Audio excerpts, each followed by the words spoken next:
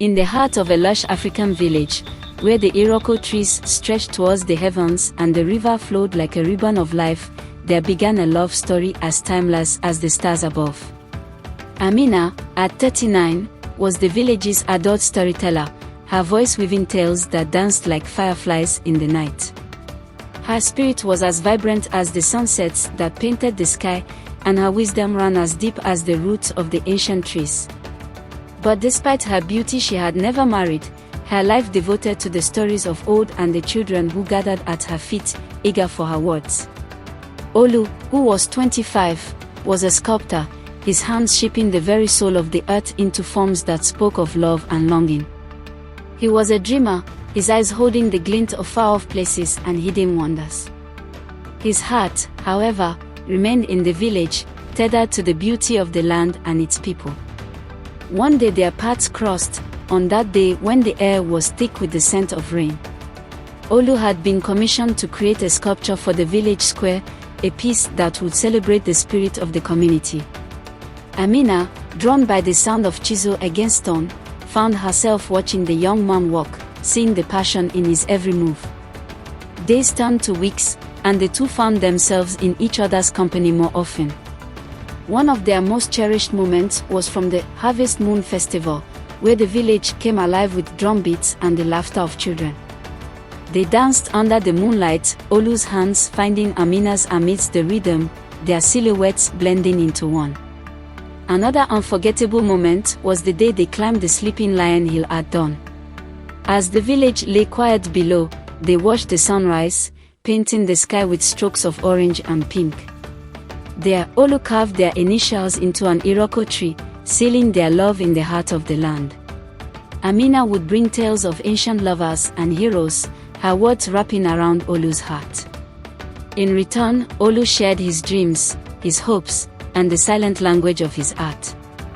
The villagers whispered of their growing bond, some with smiles and others with raised brows. But love, like the river, carved its own path, heedless of the storms in its way. Their love, however, was not without its thorns. Olu's family, steeped in tradition, struggled to accept Amina. They had envisioned a different life for him, one with a younger bride who could bear him many children. The whispers of disapproval from some villagers grew louder, echoing the sentiments of Olu's family. Amina, with her stories of old, knew the power of patience and understanding. She met their disapproval with grace, her love for Olu unwavering. Olu, on his part, stood firm against the tide of tradition, his love for Amina a beacon that guided him. One evening, as the sun dipped low, Olu took Amina's hand and led her to the riverbank. There, under the Iroko tree, he revealed his masterpiece, a sculpture of a woman, her face lifted to the sky, a story on her lips. It was Amina, eternalized in stone, a testament to the love that had quietly grown between them. "Your stories have shaped me," Olu said, his voice a tender murmur.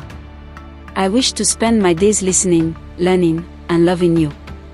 Amina, with tears glistening like morning dew, nodded.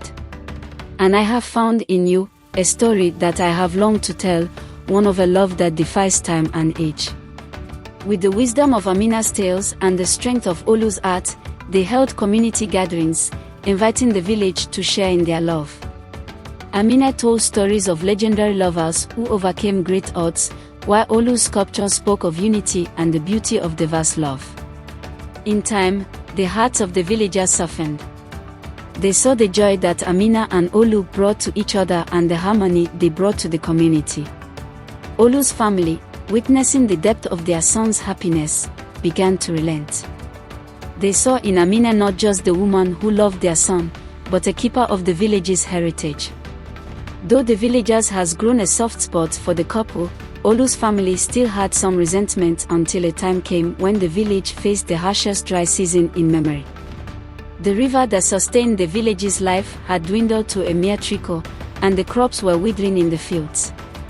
Desperation hung heavy in the air, and the villagers' spirits were as parched as the earth. Olu's family, like all others, was affected deeply.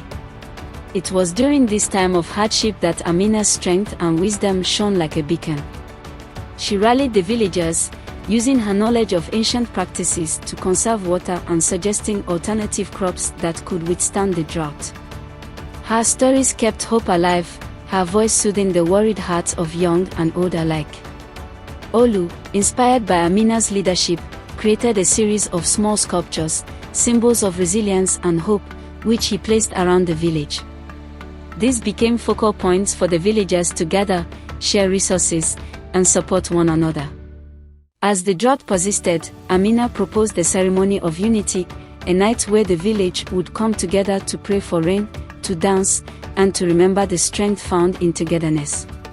Olu's family watched as their son and Amina led the ceremony, their love for each other and their village undeniable.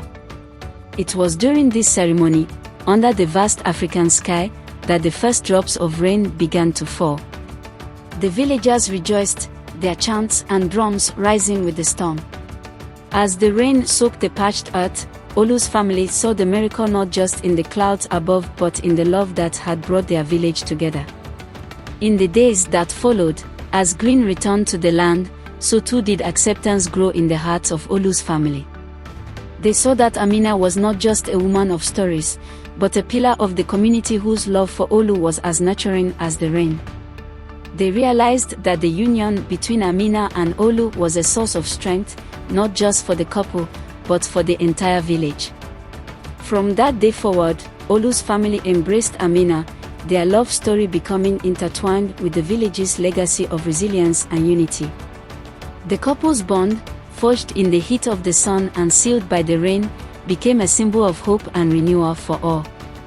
Their love blossomed like the flowers after the first rain, pure and unbidden. They became a legend in their own right, a story that Amina would tell with a twinkle in her eye, a tale of a love that crossed the boundaries of age, like the river that flows to the sea. And so, in a beautiful African village, under the watchful eyes of the ancestors and the endless sky, Amina and Olu's love journey was one of understanding, respect, and a union of souls, a story that would be told for generations to come. Thank you for watching. Please like the video and subscribe to my channel for more.